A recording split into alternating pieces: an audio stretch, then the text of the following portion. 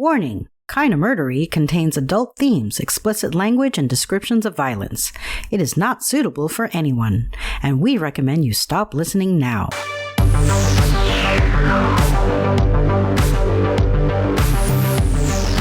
True crime with a dash of the paranormal, the garish, the strange, and the darkly comic. I'm Zevin Odelberg, host of Kinda Murdery, a podcast that's about more than just murder. It's my very own pocket dimension, home to a curated collection of bizarre and compelling stories. The unsolved, the unsettling, and the unbelievable. I cover it all, just so long as it's kinda murdery. That's right, folks. Just like it says in the intro, I am Zevin Odelberg, and this is Kinda Murdery. I'm happy you're here. I'm also happy because my very good friend Anson Maddocks is back on the show. Hey Anson, how you doing? Hello, I'm doing good. Great to have you, as always. Great to be here. Let's hear some kind of murdery stuff. Oh, we are about to. So let me tell you, got a story for you today about violence and familial love and international intrigue and all kinds of wild stuff. And so, Anson, if you are ready, and listeners, if you are ready, please join Anson and me now as we uncover what truths we can and solve what mysteries we may. Kinda Murderies, father of the bride, the CIA hitman's daughter, and the murder of Gary Patterson starts now.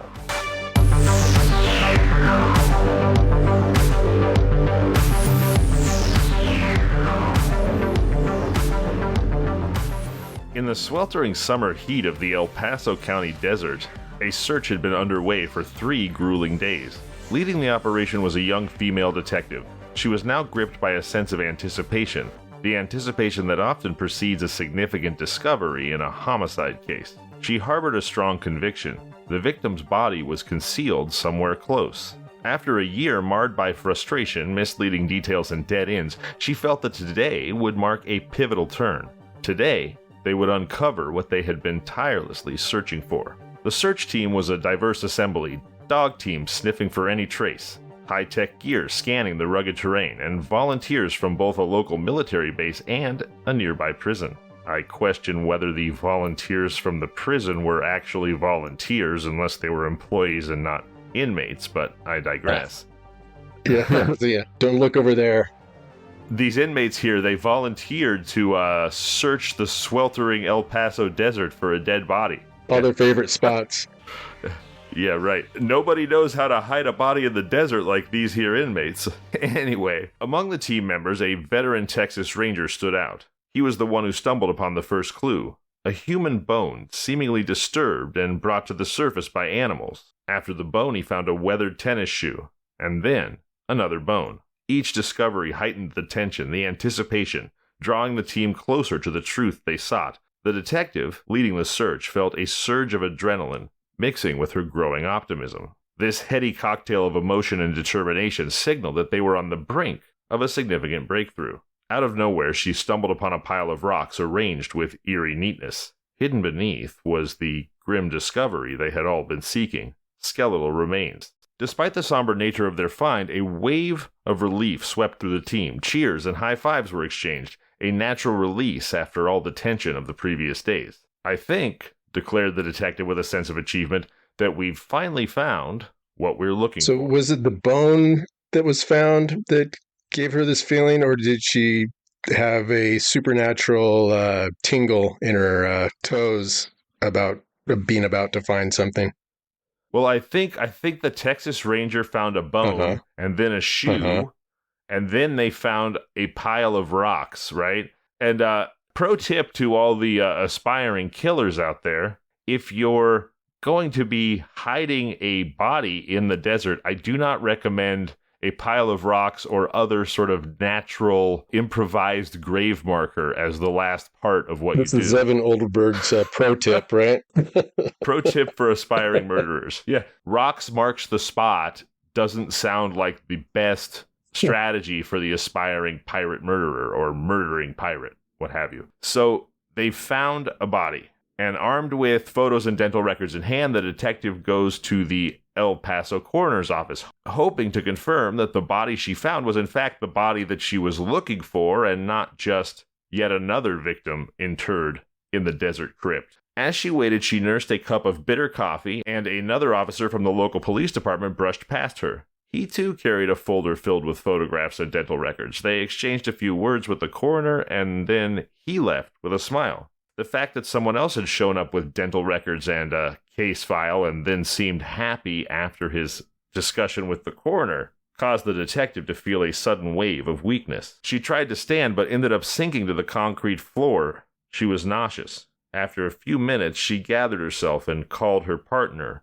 who was waiting with bated breath. Zevin, would you say this is dramatic writing? That she sinks to the concrete floor? Right? Does that mean she floated down to where her toes were touching the floor, or does it mean that she slid onto the floor like Looney Tunes style, like a wet noodle? Yeah.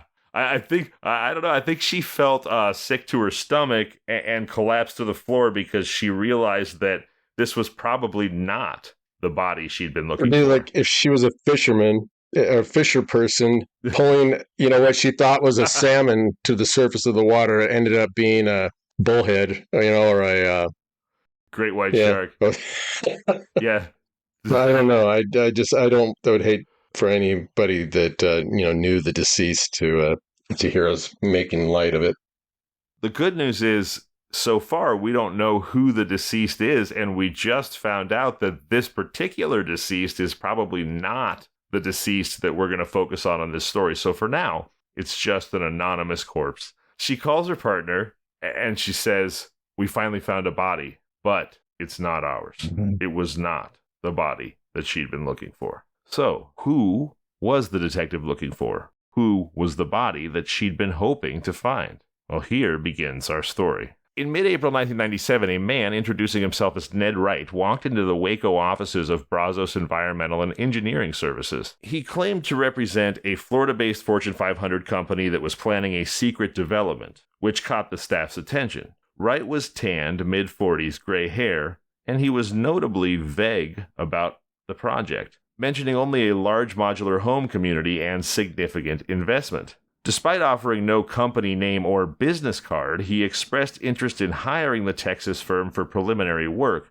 requesting to see employee resumes. Sensing a lucrative opportunity, the company's executives welcomed Wright right away, even arranging for him to meet all staff members personally. So a stranger shows up with almost no identification or details, but implies that he's going to spend a lot of money, and he wants to see the personal information of all of their employees. And they say, "Okay, great. Wow. You're going to love this. Our employees even put their social security numbers on their resumes. Want to see?" No, that didn't happen. But, people get greedy and they do unwise things. They arrange for him to meet all the staff members personally. And he, this Ned Wright, emphasizes the importance of direct interaction, saying, "Well, I like to shake a man's hand and look him in the eye before I hire him," which is a request that the firm eagerly accommodated. If you're just a little bit suspicious, you might realize that what he's saying is, "I'm trying to find somebody, and I think he's here, and I want to confirm it." Did you hear my voice crack there? That was It's awesome. human. It is. This reminds me of the great line from the Chris Farley, David Spade classic movie, Tommy Boy. Mm-hmm. Brian Dennehy plays the father, and they make brake pads, and the competitor offers a lifetime warranty, and he doesn't, and one of his buyers asks why he doesn't have a warranty, and he says, "Well, I could get a damn good look at a T-bone steak by shoving my head up a bull's ass, but I'd rather take the butcher's word for it." That's right. So anyway, when Wright said, "I like to shake a man's hand and look him in the eye before I hire him," I was reminded of that shoving one's head up a bull's ass. That's how my mind works. So during Wright's visit to Brazos Environmental, he encounters a man named Gary Patterson, a 33-year-old draftsman, a lower-ranked guy in the company hierarchy, who doesn't even have a resume on file. Wright, for reasons that are mysterious to both Patterson and his colleagues, shows peculiar interest in Patterson. Again, I'm suspicious. Are you suspicious, The way Anson? that you're talking about it, I am getting suspicious, yeah. Well, this is sort of a crime mystery whodunit type of show, so I'm just trying to give the people what they want. Okay, so he's in there headhunting? Essentially, yeah. And that's what I find pretty interesting about this moment, right? Is that he wants to meet everybody, yes, but he's also thrilled to review everybody's resumes to see who's the most qualified. And then the guy that he settles on is the one that doesn't even have a resume on file and is one of the lowest ranking members of the company. Right, but He's like, let me look at everybody's resume. I need the right guy. Oh, you've got an intern with no resume? That's the guy I want. basically the company is like, yeah, come on in and take whatever of our employees you see you find suitable for your needs. Well, you've sort of put your finger on it. I don't think they've realized it yet, but his modus operandi here, as opposed to hiring the company under contract, It looks much more like he's trying to hire away their talent, which most companies are not overly accommodating. Yeah, I'm trying to figure out why that would be okay or in their best interests. Right, agreed. He takes this particular interest in Patterson, and during his time in Waco, he repeatedly reaches out to him, telling him how impressed he is with him, even though they've only had short interactions. He proposes to Patterson that they take a trip to Florida so that Patterson can meet his partner and CEO and discuss a potential job opportunity. So it's exactly what you suspected. He's headhunting, not looking to hire the firm. So Patterson considers the opportunity, and this secret courtship with Ned Wright extends over 3 weeks, with Wright frequently contacting Patterson at work, sometimes under false pretenses or even anonymously. The receptionist at Bezos Environmental actually jokes with Patterson. She says, "Gary, it's that strange guy from Florida who doesn't want me to know who he is," whenever Wright calls. So Patterson agrees to go to Florida with Wright. But then Patterson says he'd like to bring his new girlfriend with him for a mini vacation. As soon as he says, "Yeah, I'll come with you, but can I bring my girlfriend?" all of a sudden Wright doesn't seem so interested anymore. He tries to talk Patterson out of bringing a guest, pointing out that it's going to be a brief trip and his company has a busy schedule. And then he comes up with a new plan. He says, "Look, you don't have to come to Florida. How about you come to El Paso and meet our CEO, talk about a development project there?" He frames the meeting as a formality, and he entices Patterson further with a job offer that includes a better position, higher salary, additional benefits, and he says a Chevy Suburban, a new Chevy Suburban as a signing bonus. Dude. Oh man, it's like you know, hey, I'm gonna throw a wrench in your plans here. Is that okay? No, I'll give you a Chevy Suburban and raise your if you don't bring your wife. Right. We can do what I wanted to do. You don't have to fly to Florida. Well, just come on over to El Paso. Right. After all, let's try to think of a place that somebody probably does not want to bring their new girlfriend to on a romantic vacation. El Paso, no offense to El Paso, but it's not exactly the redneck Riviera. So you've been there? So he says, I have been to El Paso. I even went over the border into Ciudad Juarez. I've never been there. But that's El Paso. Yeah. I don't necessarily recommend El Paso, and I really don't recommend Ciudad Juarez, at least not until the current unrest that's plaguing Mexico gets a little more under control. Or you're not making any friends. No offense, El Paso. Especially if you're a murderer. Juarez has... yeah. Well, and Juarez has been known as one of the most dangerous cities in the world for some decades now. I have heard of Juarez, I don't think I'm too far out on a limb here. So he says, yeah, forget about Florida. Come on to El Paso. We'll give you a new Chevy Suburban. And he says, by the way, if you want to come and if you want the Suburban, you can drive the Suburban back home with you. If you don't want to drive the Suburban home, we'll fly you home on the corporate jet. So he's really laying out the red carpet. Yeah, here. He probably gets whatever he wants for the quote return trip. There's only limitations on the trip there. Right. Because one is a fantasy and the other is reality. Yeah, exactly. And a dark fantasy at that. And for those of us, you and I and listeners who are in the midst of a true crime episode here, I think it's quite obvious to us just how shady all of this seems, especially in light of how quickly the guy's willing to spin the Rubik's Cube and change the parameters. But, it probably is exciting and it seems like a real opportunity, and you can see how somebody like Gary Patterson could get swept up in the moment of new opportunity and validation of talent and all that stuff. So it probably doesn't seem quite so obvious. You know, when Count Dracula is seducing you, I'm sure he's very handsome and charming. The people that notice that he doesn't reflect in the mirror might think it's obviously a bad idea, but Gary's the one being seduced, so let's give him a bit of a break. So Gary's caught up in the allure of opportunity, but he also doesn't want to risk his position at Brazos, so he only tells his girlfriend and his parents about this, along with a few close colleagues, about his trip to El Paso. Then, on the morning of May 3rd, 1997, after leaving his daughter with parents, he boards a 7:30 a.m. flight from Waco to El Paso. He lands, he calls his parents and tells them he made it safely, and that phone call was the last that anyone heard from him. Gary Patterson had unknowingly stepped into a maze of deep-seated family animosity, international misdeeds, and deceptive identities. And on May 3rd, 1997, he disappeared without a trace. Curious. Over the following 15 months, his disappearance ignited a far-reaching investigation that drew in a lot of different law enforcement and investigative bodies. There were the Waco Police, the Texas Rangers, the FBI, a private investigator from California, the U.S. Marshals, the Secret Service, the State Department, the Border Patrol, the government of Honduras, and Interpol all worked together in an effort to unravel the circumstances of his vanishing. Hopefully everybody's as intrigued as I am, because we don't know what happened to Gary Patterson yet. But we do know that whatever happened, the police, the Texas Rangers, the FBI, a PI, the U.S. Marshals, the Secret Service, the State Department, the Border Patrol, and the government of Honduras all wanted to know too. What? Is this a James Bond movie? What is going on?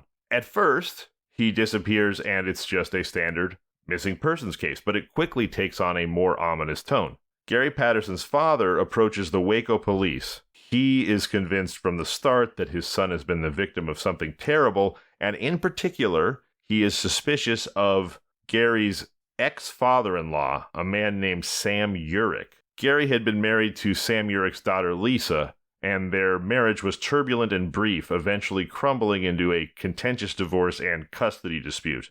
Now, Lisa's father, Sam, was a controlling and mysterious figure who boasted of past exploits as a CIA hitman, a money launderer, and claimed to have connections with notorious criminals. Patterson basically thought that his father-in-law was just a bullying asshole and a blowhard, and he doubted the authenticity of these various claims, particularly the CIA hitman part of it.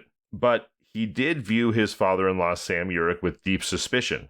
In particular, Gary had been there for an incident when Sam stormed out of a Waco bank with $100,000 in cash after refusing to explain to bank officials where the cash came from. Which, if you can't source $100,000 in cash to the bank and then you run out of there, that qualifies as suspicious, and Patterson was nothing if not suspicious of his father-in-law. Now, unbeknownst to Patterson, Sam Urich may have been a blowhard, but he was not, or may not have been lying about his infamous resume. His background was darker and more complex than Patterson could imagine. The FBI had suspicions that Urich was involved in the 1986 Berlin nightclub bombing that killed American military personnel, which stemmed from a top-secret investigation dubbed Operation Circus, where Urich was linked to 2 ex-CIA agents accused of arms trafficking with terrorist nations. Urich allegedly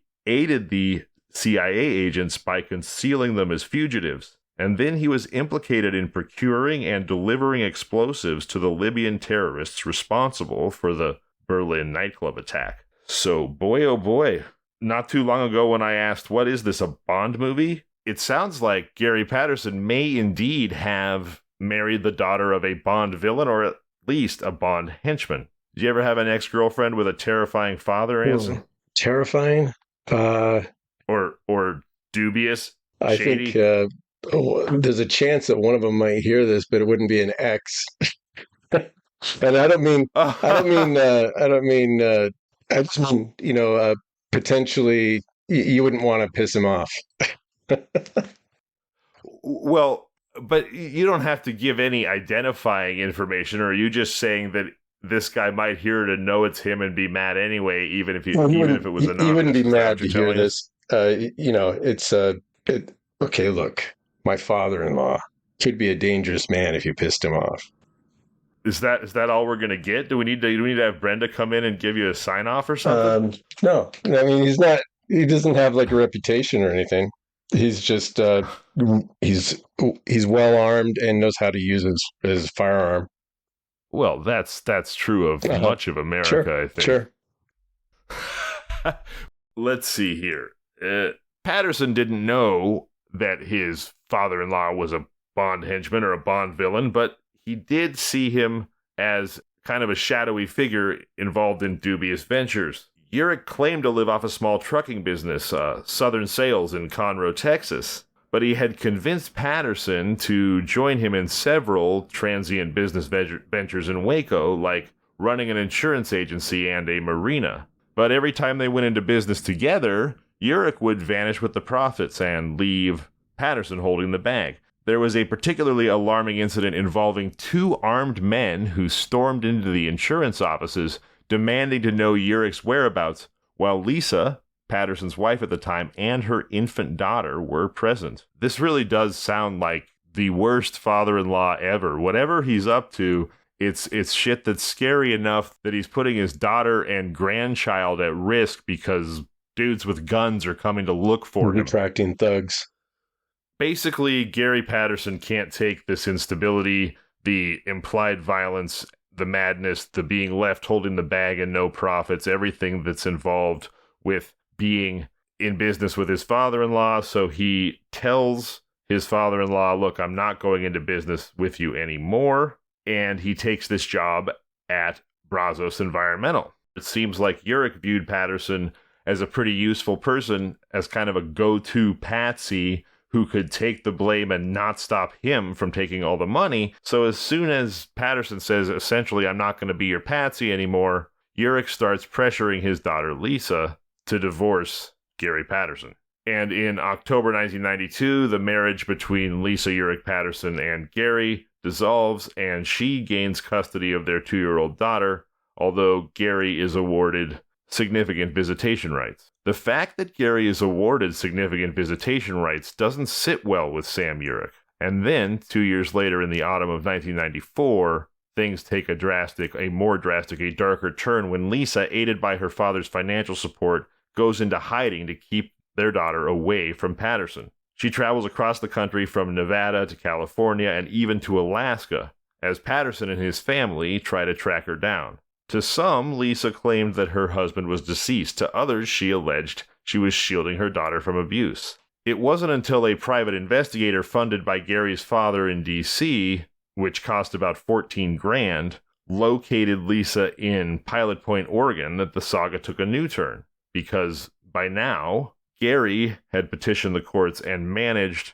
to gain custody of his daughter, since his wife had essentially gone on the lam. Lisa's flight with their daughter ended in August of 1996, when she was apprehended and brought back to Waco. So this is a 4-year period we're talking about, between 92, when they get a divorce, 94, when she disappears, and 96, when the authorities find her. So how long has the guy not seen his daughter?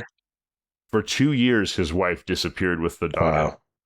I'm sure that was a terrible time. Driven him nuts.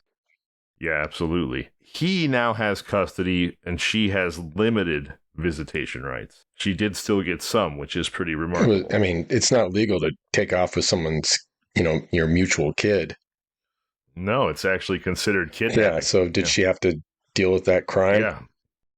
Yeah. In an interesting twist of fate, coincidence, or perhaps dark foreshadowing, her probation sentencing for abducting her own daughter occurred just one day before the arrival of the man known as Ned Wright at Brazos Environmental and Engineering, where we started this story. The suspicious guy who showed up who was like, let me meet all your employees, let me see all their information. Ned Wright showed up just one day after Lisa was sentenced to probation. And later, unsurprisingly, the Patterson family would consider that to be pretty suspicious. Especially, in hindsight, considering an odd request from Lisa. she had called the family asking for a photo of Gary, saying that the photo was for a locket that her daughter had, a seemingly innocent gesture that would later take on new significance. So against this backdrop of all this family drama and contentious allegations, Waco Police Detective Steve January, great name by the way, and Christina Woodruff prioritized uncovering more about the mysterious Ned Wright. They were obviously suspicious of him, and one of the details that Woodruff highlighted was that Ned Wright would travel everywhere in a taxi. So they reach out to Yellow Cab, where a driver remembers transporting a man from the Fairfield Inn to Brazos Environmental and back. They then discover that calls were made from room 105 at the Fairfield Inn to Brazos Environmental, but the room wasn't registered to Ned Wright. It was in fact registered to a Theodore Donald Young. And because of motel policy, they had a copy of his driver's license on file. So armed with the photocopy of the driver's license, they went back to Brazos Environmental, where everybody said, yeah, that's definitely Ned Wright, a.k.a. Theodore Young, who had been a federal fugitive since February 1995, evading a 51-month prison sentence for a $26 million fraud case in South Carolina. $26 million fraud, that's pretty good. It sounds like something you could barter with. Yeah. I mean, my dad once told me when I was a young boy, he said, son, if you're ever going to steal big.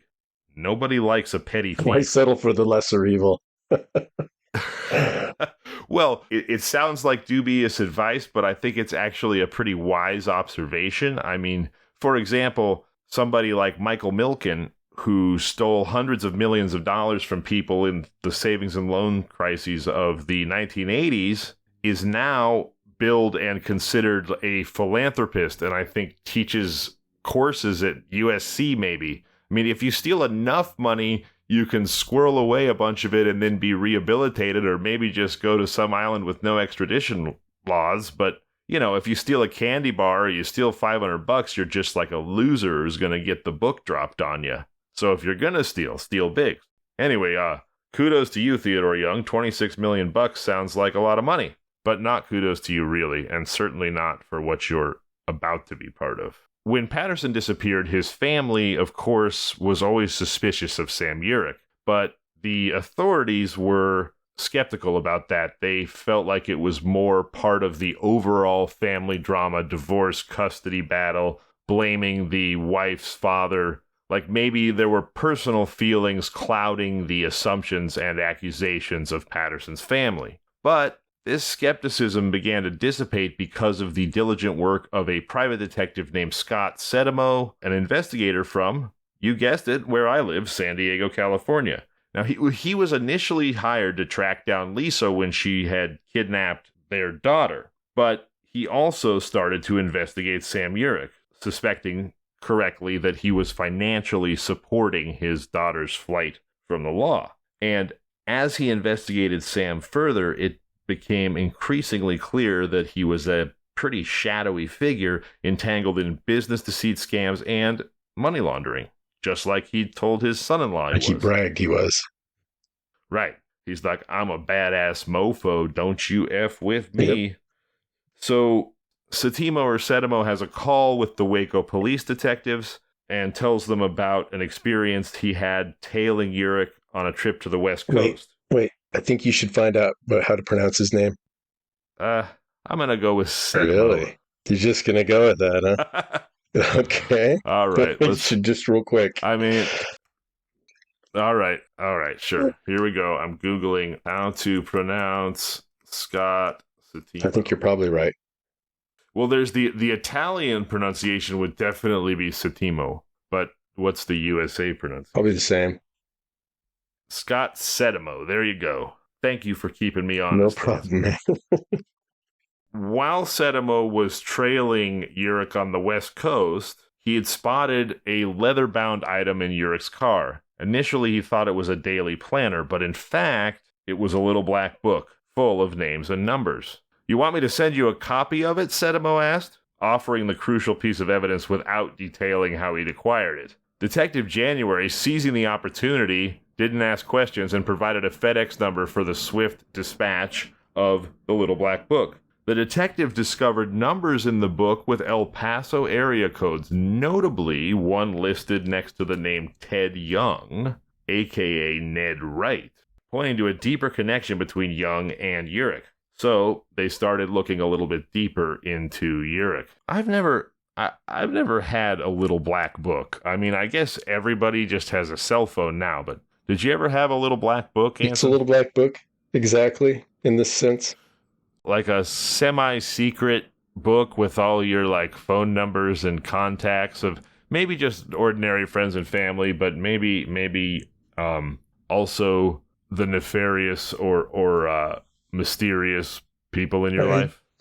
No, I'm surprisingly open about most of my life, I guess. I mean, there are people that I later discovered I did not want to have anything to do with. And so I guess hindsight, I had a black book to be. Anson says, no, I never had a Little Black Book. I am an open book. Okay, good to know. Because that sounds honest, doesn't it? That's what right. Yeah, sure does. They get the Little Black Book from the private eye and they decide, you know what? It's time to really look into Urich. So Detective January says, I placed a call to him at his trucking company in Conroe in hopes of setting up an interview. I tried to persuade him to come up to Waco and talk to us, but he insisted that I come there. He made it clear he wanted me on his turf. And then, toward the end of the conversation, he began to say some really strange things. He started talking about my sons. He even knew their names. I've had you checked out, he said, and I know how much you love your kids. Whoa. And then he hung up. Not good. No. Startled by Urich's menacing tone, Detective January attempted to replay the conversation using the recorder connected to his phone, only to discover that he hadn't captured the exchange. He was so frustrated he kicked a trash can across the room. And then the situation got worse. By the time Detective January was able to visit Conroe, Urich had vanished, closing his supposed trucking business. What was left behind hardly resembled a legitimate operation at all. A single solitary rundown truck in the yard was the only physical asset. A deeper dive revealed that Southern Sales had operated under various names and had numerous supposed presidents. The tangible remnants of the business were primarily in the form of hefty, long-distance phone bills, some reaching as much as $2,000 a month. That could be pretty valuable to investigators, though. Yeah, I would think so. The bills were mostly calls to El Paso and also to international locations like Honduras, which suggested that Urich actually had a web of operations far beyond what met the eye. Yeah, and again, this was the late 90s, so long-distance phone calls were really expensive, and especially international phone calls. It wasn't like today where everybody's got a cell phone and you can kind of call wherever you want for relatively reasonable. You're racking up $2,000 a month bills with calls to South America. You're probably up to something. Which meant you, on both sides, you had an interest in exactly where the calls were from and to, and how much, how long they were. I mean, you'd get these paper statements that were a complete list of every single call you made and how long it was, and you'd get that in the mail. And yeah. This had just been a missing persons case, but as Waco police became aware of what was apparently some kind of international web of intrigue and nefarious deeds that Gary Patterson's ex-father-in-law was involved in, they realized that this case might be a lot bigger than just a missing person and that they were probably approaching or were already out of their depth. But help was on the horizon. A Texas Ranger named Matt Cawthon had been talking to a colleague of his with the McLennan County Sheriff's Office, who mentioned to him in kind of an offhand manner that he had heard about this missing persons case that might be a lot more. And so Cawthon reached out to Waco and offered to help Detectives January and Woodruff. And he also proposed that they ought to have a meeting with local, state, and federal agencies to develop a comprehensive strategy. And so they ended up including the McLennan County District Attorney,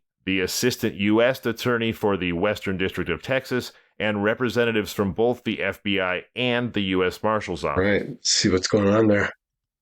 One of the members of this meeting was Matt Cawthon. I keep wanting to say Cawthorn, but there is no R there, who is a Texas Ranger. And he said, at the meeting, we reviewed everything that Steve and Christina being Detectives January and Woodruff, respectively, from the El Paso Police Department, everything Steve and Christina had compiled about the case. They outlined the contentious divorce and custody battle between the Pattersons, delved into Urich's shady dealings, and discussed the connections they'd established between Urich and Ted Young.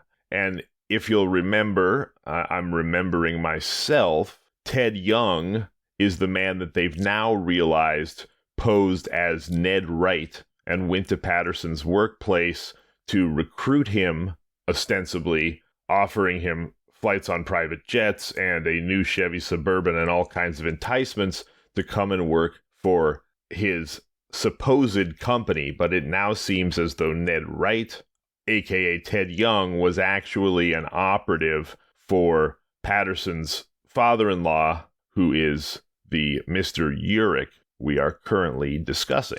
As they were talking about Ted Young's history, Cassie Roundtree, a deputy from the local U.S. Marshal's Office, briefly left the room to make a phone call, and then she returned smiling and said, "We've got him.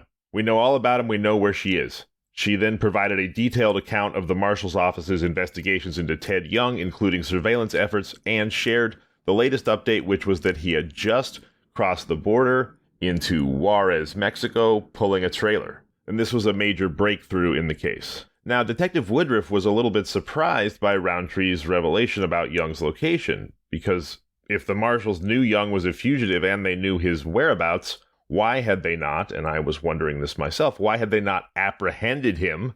After all, they are the U.S. Marshals, and apprehending fugitives is literally their job description. Why had they not apprehended him before he fled into Mexico? It just didn't make sense to me, said Woodruff. And maybe it didn't make sense for a reason. Perhaps U.S. Marshal Cassie Roundtree was just trying to look good in a room full of cross-agency luminaries, because for weeks, she assured them of progress, implying that the case was exclusively under the Marshal's purview.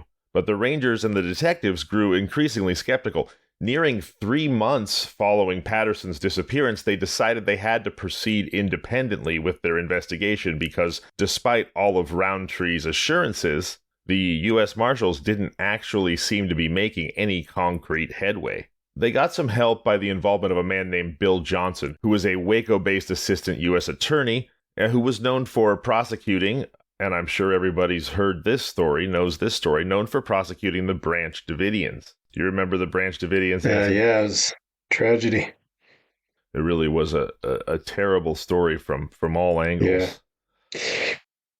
So Bill Johnson comes along, and a big help that he brings is addressing the jurisdictional challenge they're facing. Just exactly who should really be in charge of this case. Is it the Marshals?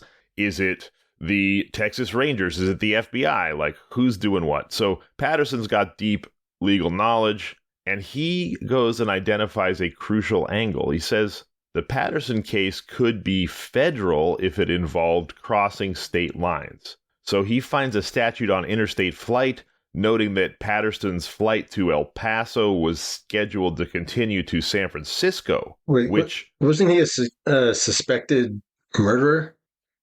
No, Patterson is just the guy who's disappeared. Okay. Yeah, that's right. And I'm talking right now about U.S. Attorney Johnston, who helps the investigation because they're mired in this who's going to do what now. They thought the Marshals were handling it. The Marshals aren't doing anything. The El Paso police on their own don't have the resources. Too many cooks. Yeah, too many cooks. The Texas Rangers are supposed to do things only in Texas.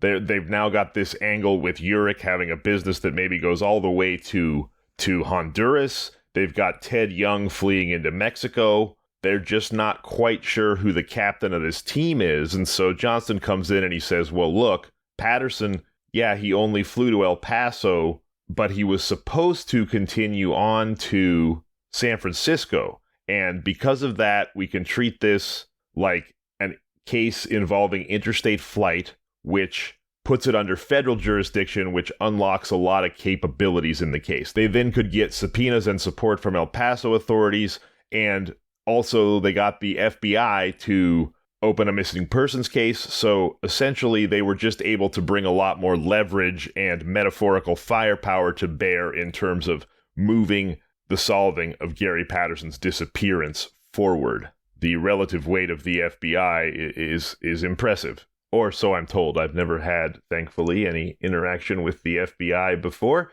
Have you, Anson?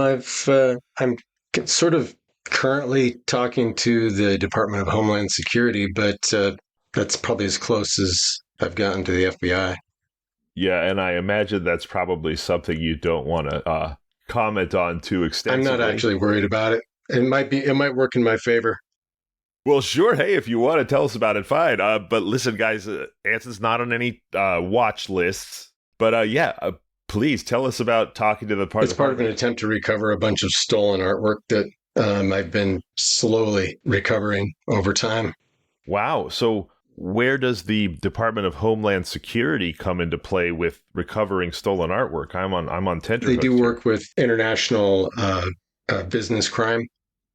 Okay, got it. If somebody sells something out of country or into country, and it's knowingly a stolen item, and it's a high value, then they will pick that up as it's actually a national security thing. It's financial security, that kind of thing. Right, because high-value pieces of artwork could be used to launder funds that could then be used to do terrible things. Right, sure. I imagine. Yeah. So to some extent, then they're sort of your liaison with Interpol or other international law enforcement agencies, right. Yes? When if they want to search a piece of luggage in front of the people whose luggage it is, they often will have to, work with Interpol. And it's interesting.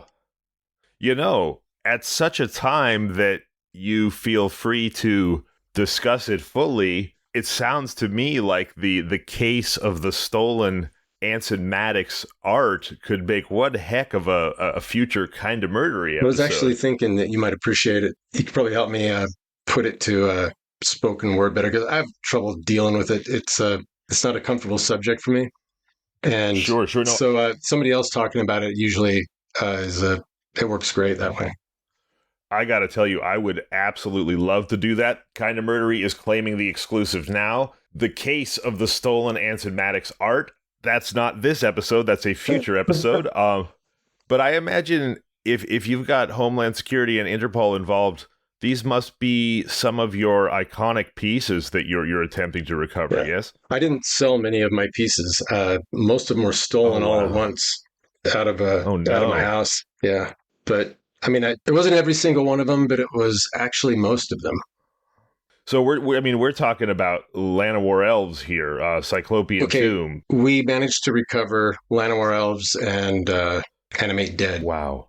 Oh my God. And folks, just so you know, these are truly iconic pieces of pop culture, and we're talking 6+ figures in value.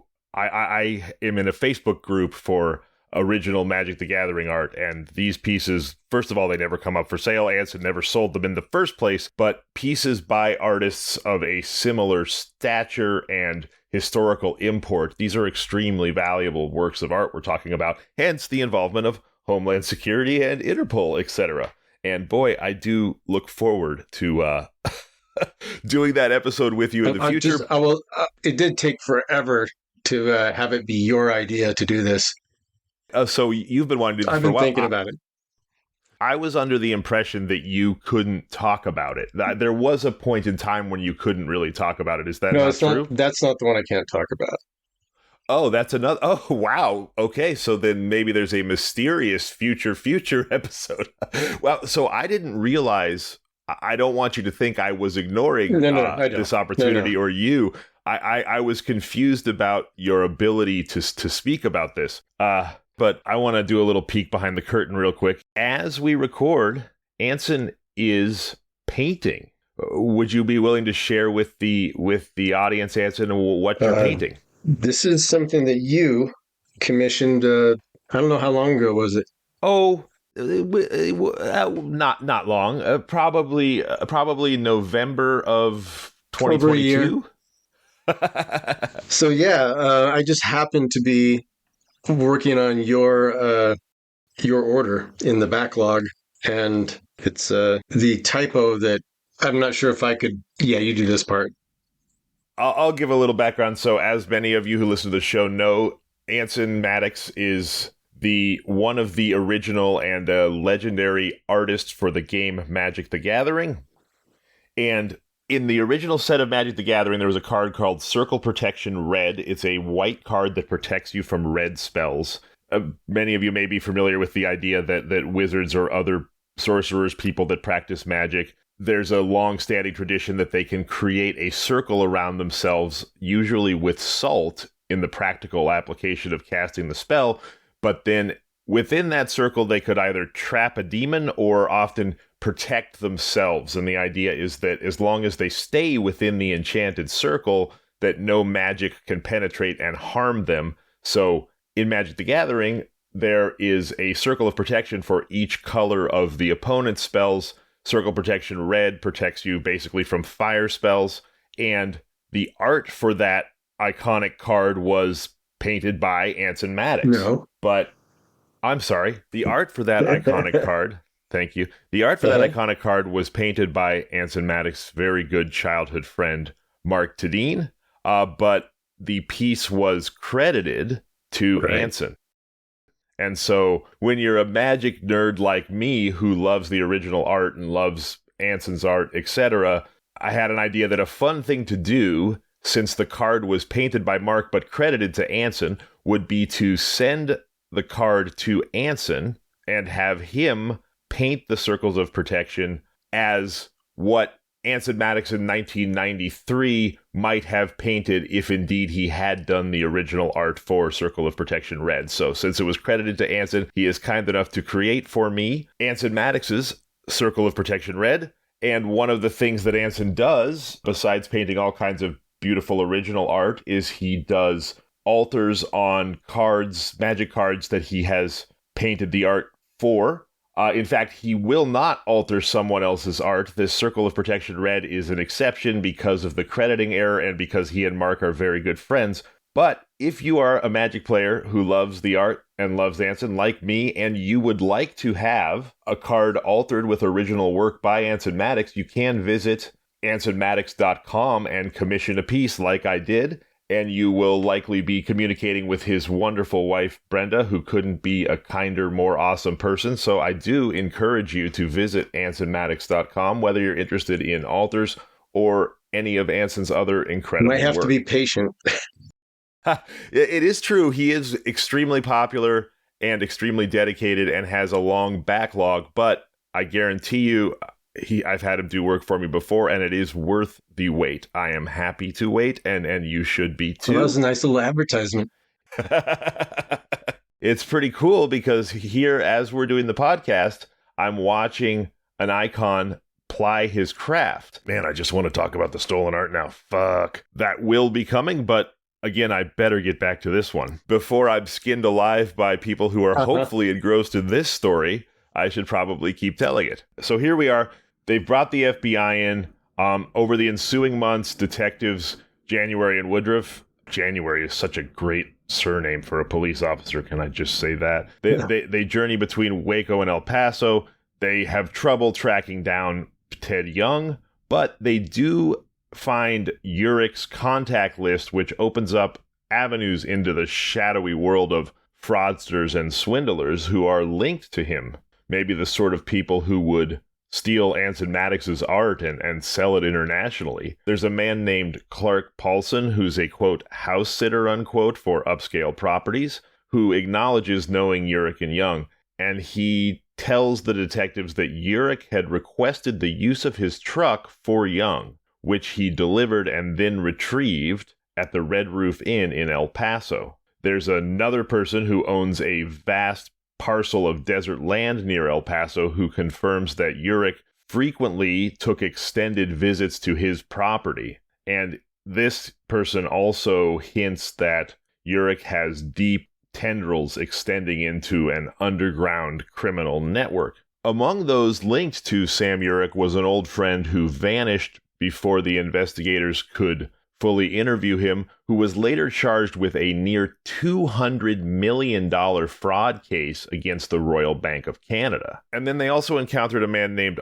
Ollie Martinez, who admitted to knowing Young and mentioned that Urich had sought Ted Young out at his house, Martinez's house, several times. So Cawthorn tells Martinez how important it is that they locate Ted Young, and Martinez says, "Oh, I can lead you to his whereabouts." And they're like, "Really?" And he says, "Well, sure. He's in Honduras." So I guess he can't exactly lead him to the whereabouts. That's a pretty long overland trip to Honduras. Urich sounds like he's built some confidence in making as many convolutions to the backgrounds of the people involved. Like the headhunter, coming and looking for Patterson. Is it Patterson? Patterson? Yeah, Gary Patterson is the name of the man who has disappeared, whose disappearance and probable murder we're currently investigating. Right. So it seems like that character in this story is just going to sort of vanish, and even if they find him, how solidly is he connected to Urich? So it seems like Urich is sort of trying to play puppet master with different characters and stuff. You're saying that he's put other people between himself and the actual crime. Right. Other people with false identities, to try to just erode the solidity of tracing it back to him. Yeah, that seems right. And I mean, you said puppet master. I think we might also say spy master, which is pretty much the same thing. I think the jury is out on whether master is the appropriate descriptor. But it may be. I mean, certainly he seems to have a great deal of willpower and an extended network contacts and abilities to execute dirty deeds, and so to speak. All that to just to get this father out of the picture, so his granddaughter isn't inaccessible.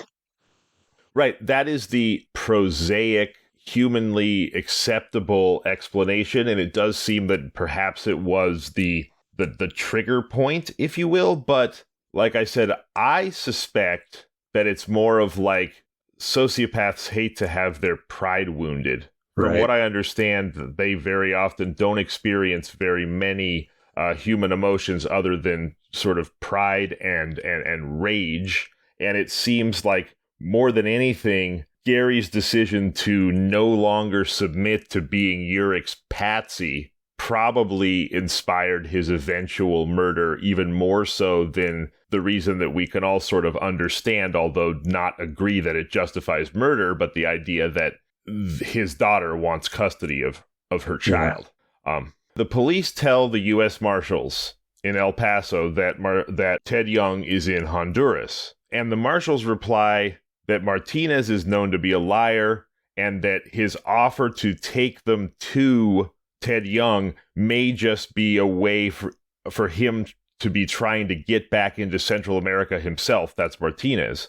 And they caution against going with Martinez because they think he's going to basically try to slip away in Central America. And so that leaves the investigation once again at sort of a dead end. Until finally, another breakthrough comes when Lisa Urich Patterson, Gary Patterson's ex-wife, is jailed for not paying court costs and fees post her probation for kidnapping her daughter. And this gives law enforcement an opening to reapproach Lisa. It gives them some leverage to try to get her to maybe tell them something she knows that she hadn't disclosed before. But before they reapproach Lisa, Texas Ranger Cawthon pursues a lead inspired by local news of young female workers' bodies discovered in the deserts near Juarez.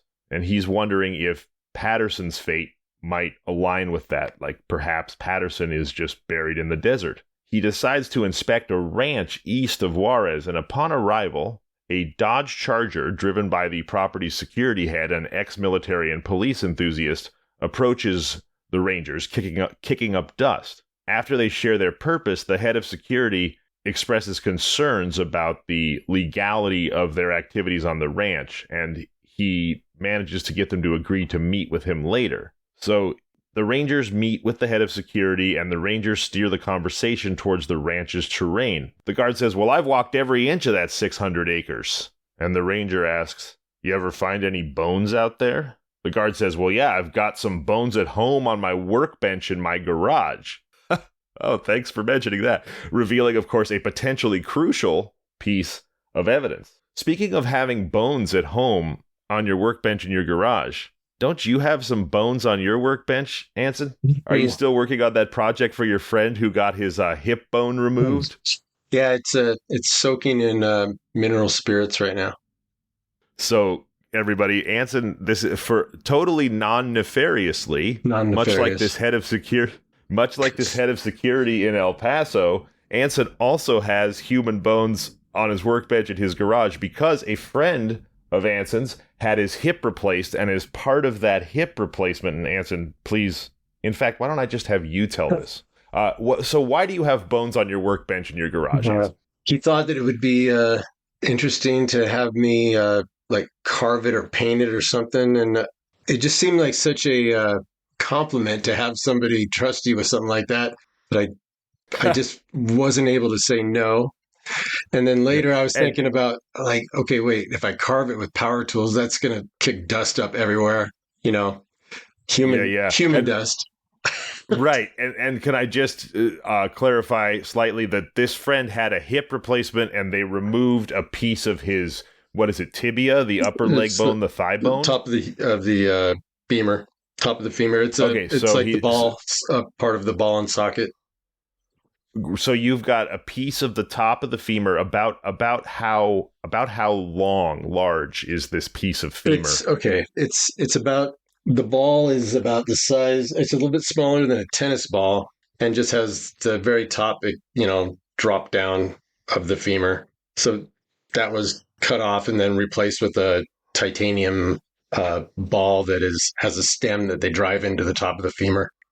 Got it. And your friend wants you to create like a carved sculpture out of this. Yeah. And you're concerned about the human bone dust. As you might. It's just... Yeah. It just, I mean, I'm not questioning the concern, certainly. It could be any animal, and I would worry about it just smelling terrible. So I'm trying to denature it as much as possible.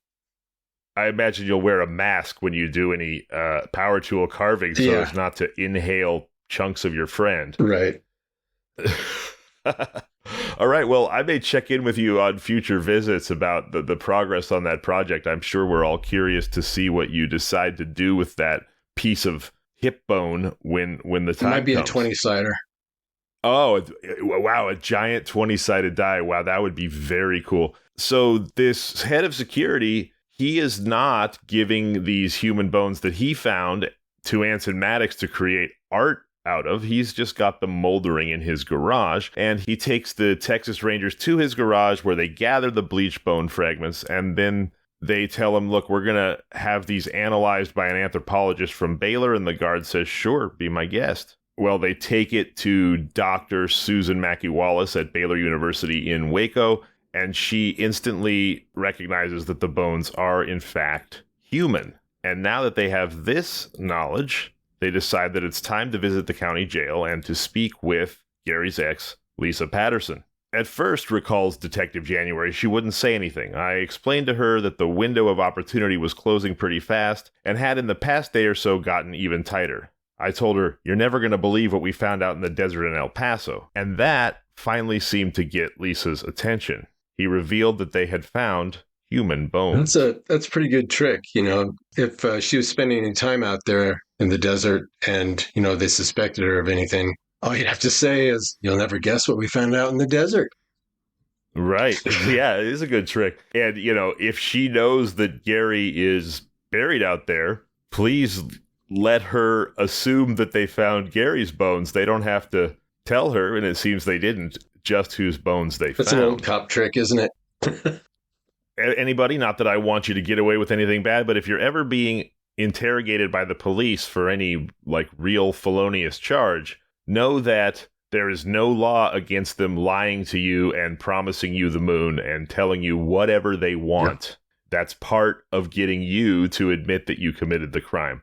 So he tells her, we found bones out in El Paso. And January says when she heard that, she leaned forward, the veins on her temples popping out. She was shaking, holding her stomach like it was cramping. And 24 hours later, she was ready to talk. Dun, dun, dun. So Lisa confessed that she was aware of her father's scheme to entice Gary to El Paso, but then clarifies, but only to beat him up, she insisted. He knew that Gary would come as soon as they offered the new Suburban. Gary loved new cars and toys like that. But she also acknowledged that it was her father's idea for her to request a photograph of Gary under false pretenses. That was when she had asked Gary for a picture of himself to put in their daughter's locket. But she reveals here that the real reason she'd asked for the picture was that the man who was going to approach Gary needed to know what he looked like.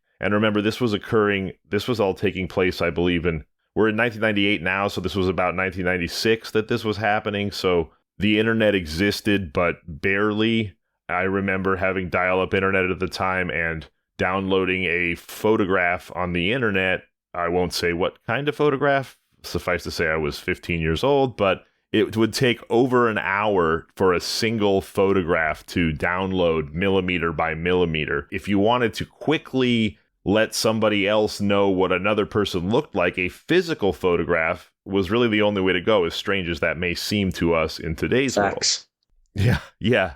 So at this point, Johnston, the U.S. attorney, decides that it's time to issue arrest warrants for Sam Urich and Ted Young and to obtain a search warrant to really search the ranch where the bones were found. There's got to be lots of bones on a ranch. True, lots of certainly cattle bones, I would imagine, but cattle, it seems like pigs, goats, dogs, cats. Yeah. Yes. Now, they do have their bone expert at Baylor University, but I think also, and who knows if it's some deep-seated evolutionary reaction, but I think even to the scientifically uninitiated, human bones are fairly distinctive. I grew up very rurally and saw a lot of bones scattered around the wilderness, whether they were cattle bones or, animal bones, and it never occurred to me that any of those bones were human. And I think I would have known what I was if they getting were. at was the size of the property. Yes. And the means in which they would look for the bones, which might be like dogs or whatever. But running across a lot of other types of bones would make the search maybe a little more difficult. No, absolutely true. And I'm not sure exactly how they conducted that search. I would imagine they started by having the head of security take them to where he had found the now confirmed human bones and probably started there and then worked their way out. And in fact, they did find a body, which brings us back to where we started this story. They found a body, but it was not Gary Patterson's. It was a victim of a different crime, and that's a different story. Meanwhile, they were closing in on Urich through a trail of documents and phone records, and they learned that he had been captured near Las Vegas by U.S. Marshals, who hadn't, here's the Marshals being helpful again, hadn't informed them of their knowledge of his whereabouts beforehand. But finally, the Marshals did, in fact, capture Urich. So Texas Ranger Cathon found out that Urich had been arrested at a Sunday party for his kids' school friends, and U.S. Attorney Johnston pulled him aside to discuss next steps and told him, you've got to go to Honduras. We need Ted Young.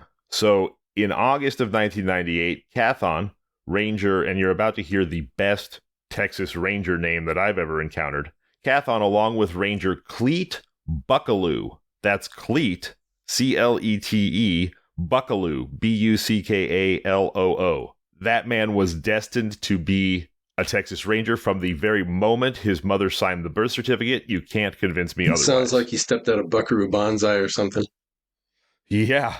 Cleet Buckaloo is pretty amazing. Cleet Buckaloo, I'm going to keep saying it, and Secret Service agents flew from Miami to Tegucigalpa, Honduras.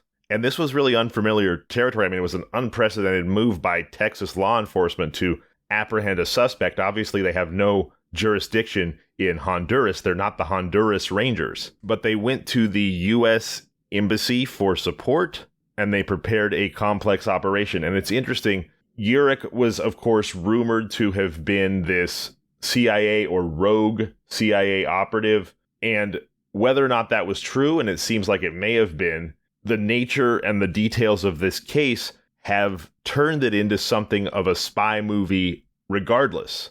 After all, here are Texas Rangers flying to Honduras to try to apprehend a suspect and meeting up somewhat clandestinely in the U.S. Embassy to plan their operation. I mean, my gosh, somebody buy these movie rights. So their initial plan was to try to detain Ted Young in Honduras, hoping that he could bolster their case against Sam Urich. But it turns out that, if you'll remember, U.S. Marshal Cassie Roundtree, who had assured everyone that the marshals had everything under control and then proceeded to essentially do nothing for months, she kicks up a big fuss in Washington. She escalates it all the way to Washington, D.C., objecting vehemently to the presence in Honduras and concerned about potential international fallout. So even though there's this U.S. government dispute happening about their presence in Honduras, Texas Rangers, they get shit done, and they weren't about to let that stop them from getting their man. I'm sure the Rangers said something like, well, hell, if the U.S. Marshals want to let bureaucracy keep them from capturing a fugitive, they can go right ahead, but we're Texas Rangers. They uncover computer records that document entries and exits from Honduras, and they discover that Ted Young had entered using a passport issued to his twin brother Fred, who aided him in fleeing the country after his conviction in South Carolina. Twin brother. Yeah, pretty handy if you're going to be an international fugitive to have an identical twin brother who doesn't mind handing you his passport whenever you need to go on the lam.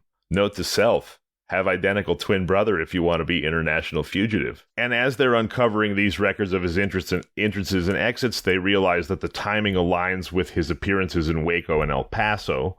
And then some of the locals tell the Rangers about a dilapidated junkyard that's operated by the gringo. That's what they call him. And they show the Rangers a wrinkled photograph of the junkyard. And so the Rangers go and they stake out the junkyard. Are you going to kill me if I say I think it's dilapidated?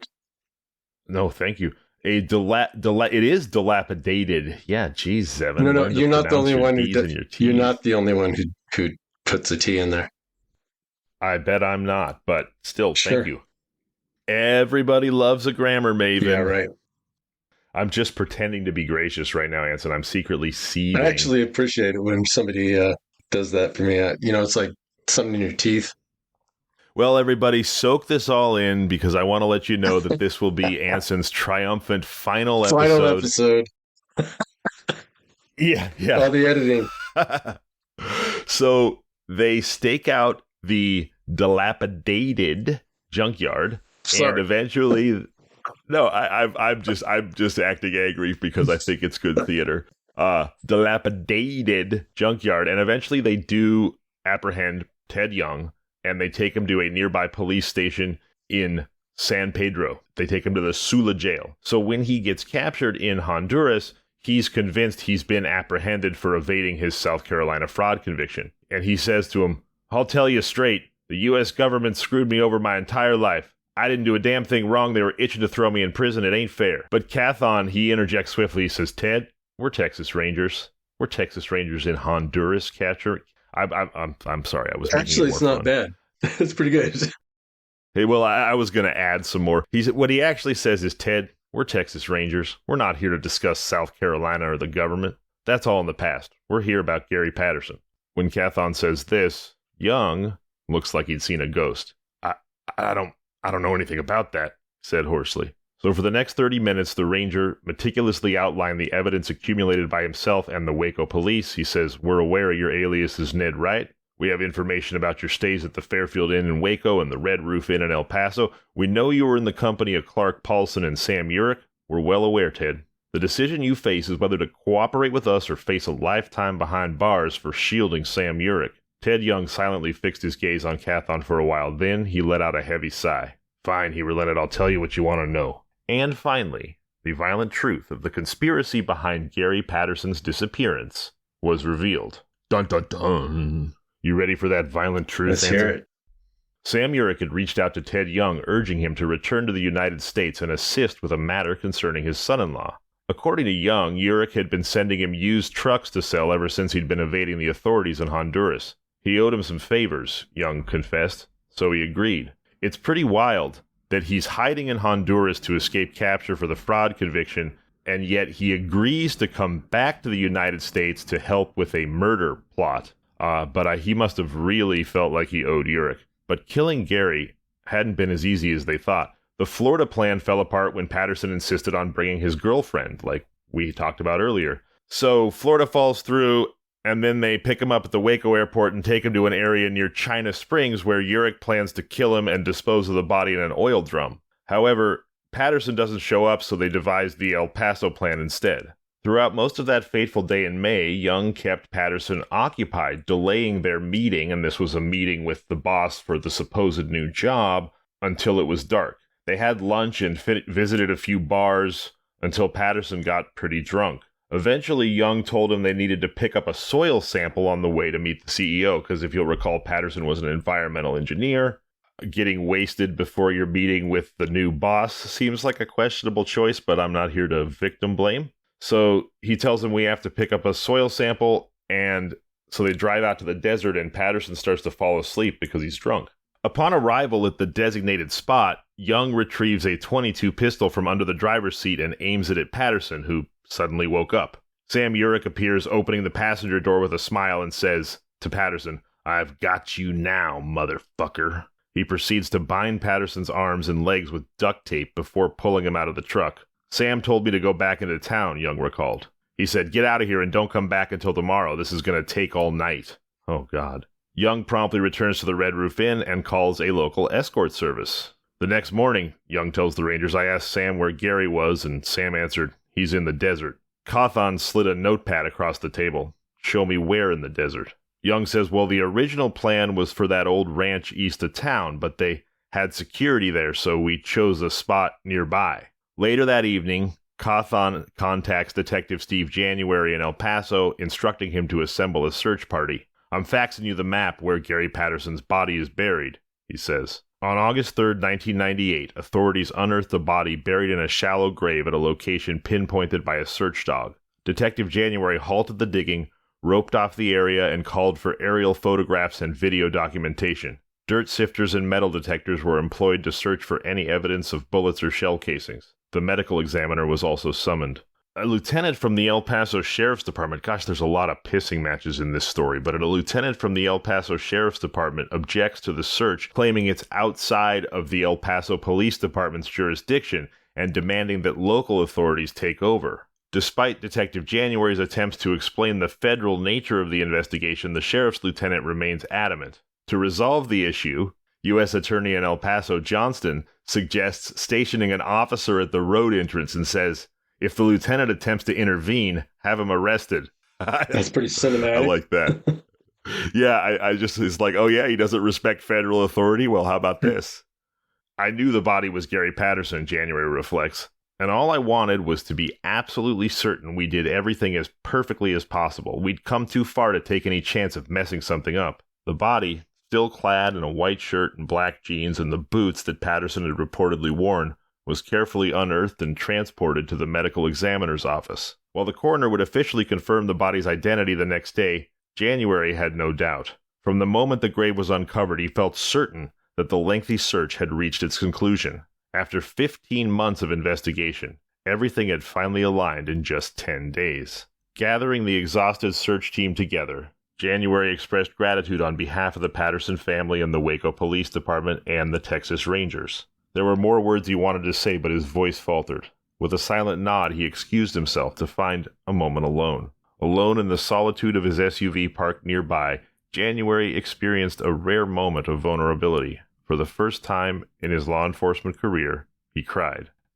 In a Waco courtroom, in late September 1999, Sam Urich and Ted Young pleaded guilty to the murder of Gary Patterson. Urich, aged 59, received a life sentence, avoiding the possibility of the death penalty sought by Bill Johnston by pleading guilty. Following the arrest, Urich confessed to repeatedly beating Patterson with a pipe before burying him in the desert that night. However, he refused to acknowledge the possibility that he had buried Patterson alive. despite the coroner's findings indicating sand inhalation in the thorax. So he had buried Gary Patterson alive. Man, that's tough. Buried alive is a particular horror in my mind. There's many there are many horrors, but that one ranks high on the list for me. That sets off my mild claustrophobia and turns it into a big nightmare. Yeah. I get claustrophobic sitting in like the third row of an SUV. So the idea of being buried alive is just makes my skin crawl. As Sam Urich was escorted from the courtroom after sentencing, he briefly turned to glare at Gary's father, who was present among the spectators. Man, that is one evil dude. You murder somebody's son and take the time out of exiting the courtroom after sentencing to give their parents the stink eye? Oh my God. Ted Young, aged 49, pleaded guilty to being an accessory to murder for hire and carrying a firearm during a crime of violence. He received a 20-year sentence, which would be added to the 51 months he still owed South Carolina for the bank fraud. Prior to entering his plea, Young disclosed that Urich had driven him from El Paso to Corpus Christi, where Urich took $180 in cash from Patterson's body. Using his twin brother's passport, Young had then crossed the border into Mexico and eventually returned to Honduras. Federal Judge Walter Smith, after handing down sentences to Urich and Young, expressed his concern from the bench about the lack of federal involvement in the investigation. After all, fugitives who had fled to another country were ultimately captured by the Texas Rangers and the El Paso PD. While the judge did not directly mention the U.S. Marshal's Office, those familiar with the case's convoluted history understood that it was a clear criticism of the Marshals on his part.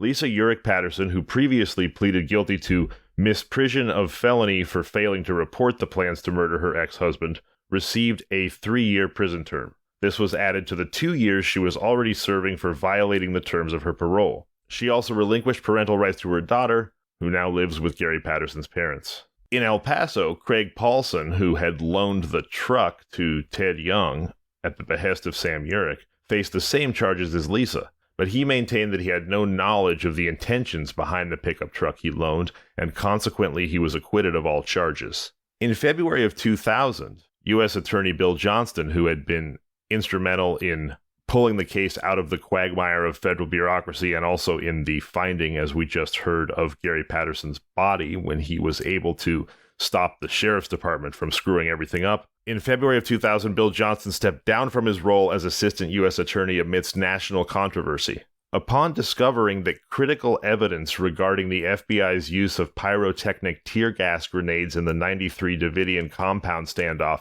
had not been disclosed by Justice Department officials, Johnston wrote a letter to Attorney General Janet Reno to bring attention to the matter. Subsequently, he found himself marginalized within his own Western district, stripped of responsibilities and excluded from staff meetings. He resigned and returned to private practice in Waco. So Bill Johnston, who is the undercover, low-key hero of this story in some ways, again did the right thing, notified people that the U.S. Attorney's Office had concealed key evidence in the Branch Davidian case, and for that, he was blatantly punished by Attorney General Janet Reno. He had his wings clipped badly enough that he felt like he could no longer do his job and had to resign and go into private practice. That's a bummer. Yeah.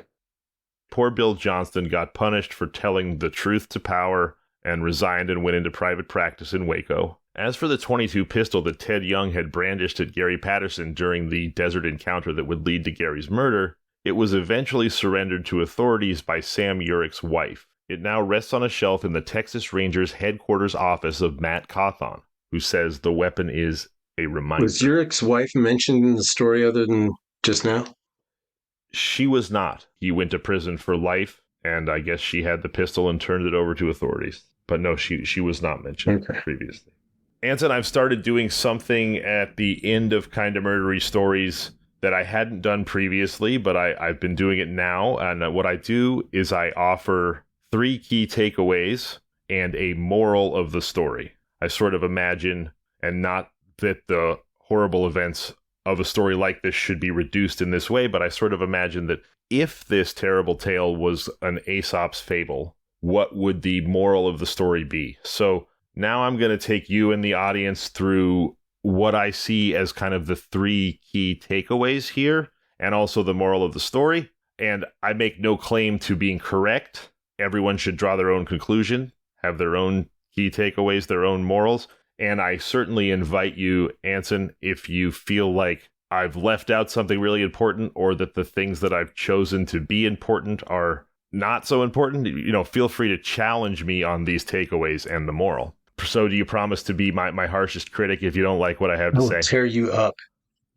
All right. All right. So takeaway number 1 from the murder of Gary Patterson. Love can convince you wrong is right. And again, as I said before, this is giving a sort of human motivation to Sam Urich that perhaps he doesn't deserve. But here we go. Love can convince you wrong is right. The story of Sam Urich's misguided actions, to say the least, underscores how love, particularly paternal love, can blind individuals to moral boundaries, leading them to justify nefarious deeds in the name of protecting or avenging loved ones. Now, as I said before, I'm not sure that this takeaway necessarily really applies to Sam Urich. I think he might have killed Gary Patterson more because he was pissed at him for no longer wanting to be his patsy. That said, as a takeaway and an insight into human nature, I do think that there is truth to this, that love can convince you wrong is right, and that we are very often willing to do or do things on behalf of those we love that we know intellectually are wrong, but that don't feel wrong because they're in the service of a person we love, and love often operates as a higher authority in our minds and moral compasses. What do you think of that? He joyously murdered his granddaughter's father. Right.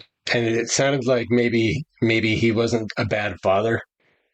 That too. And so fuck that key takeaway. No. It's just the sociopathic aspect of this guy might sort of take him off a list that I can relate to. Yeah, no, I agree. I think that actually in this story, this key takeaway doesn't apply. It only applies when we try to shoehorn Sam Urich's actions into something that we could understand, perhaps. But the context of the story and his own history, etc., seems to suggest that it wasn't love of his daughter or his granddaughter that motivated his violence. It's pride.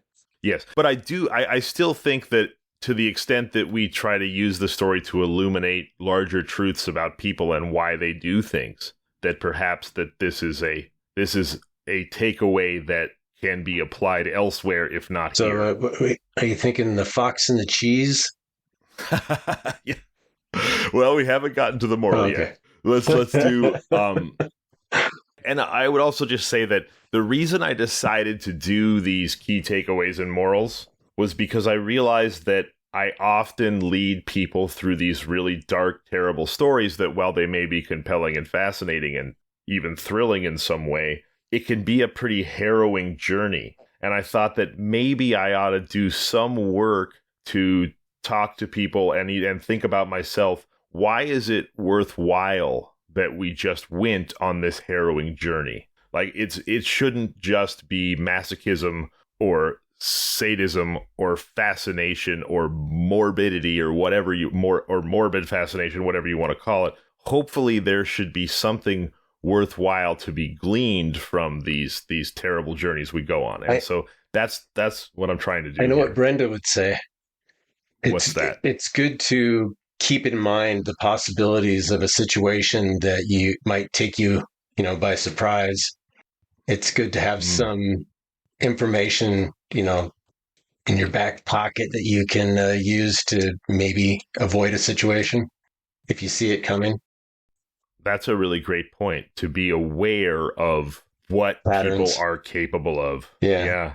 I mean, I've given my daughter this advice, and I think it's very true. I would tell anyone, not just my daughter, but it's essentially trust your instincts. If your animal consciousness, if your instinct tells you that you're endangered or something is off or what have you, don't worry that you're being impolite or rude or judging a book by its cover or whatever it may be. trust your instincts and remove yourself from the situation. I think sometimes people's internal alarm bells go off and then they stop and they say, well, it's not really right or fair for me to feel this way for all of these other reasons that I intellectually believe to be true.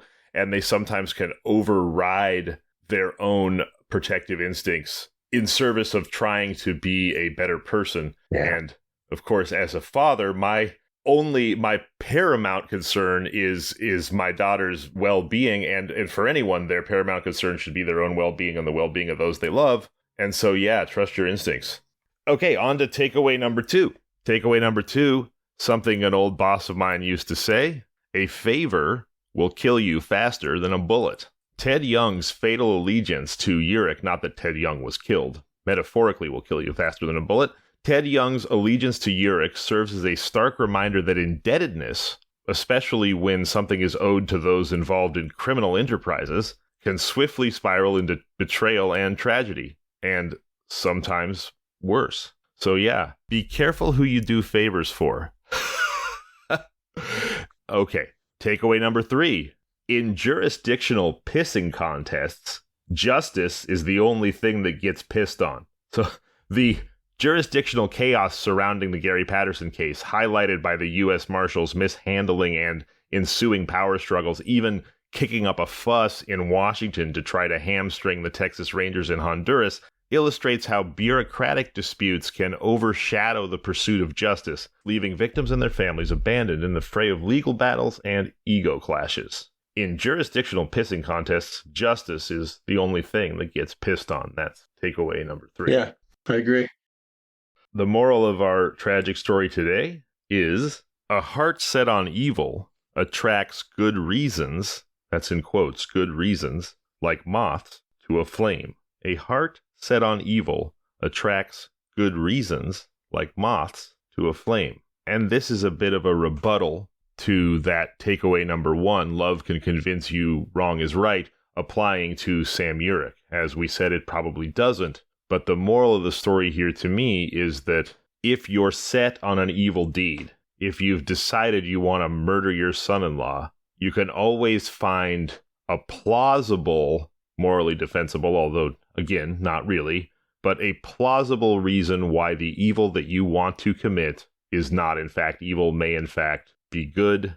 That's why you often hear tyrants speak of the greater good, because their hearts are set on evil. But a heart set on evil finds good reasons, like a moth finds a flame, and that's your moral. That reminds me of another saying that is similar, and I can't pull it together right now. Well, thanks for sharing the inner workings of your mind with us, anyway. Yeah, you can hear the crickets, right?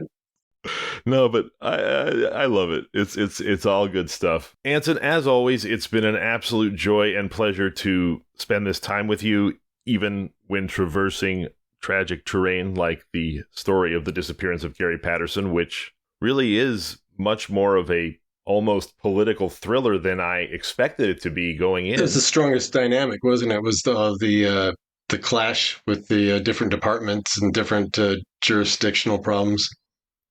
Yeah, and also the international manhunt and all of that. I mean, wow. But it's always a pleasure being here with you, my friend. Thank you, Zevin, for inviting me, and let me go over this story with you. Until next time, for Anson Maddocks, I'm Zevin Odelberg, and this has been Kinda Murdery. If you like the show, please subscribe, review, and tell your friends. You can find us on social media at Kinda Murdery or email at kindamurdery@gmail.com.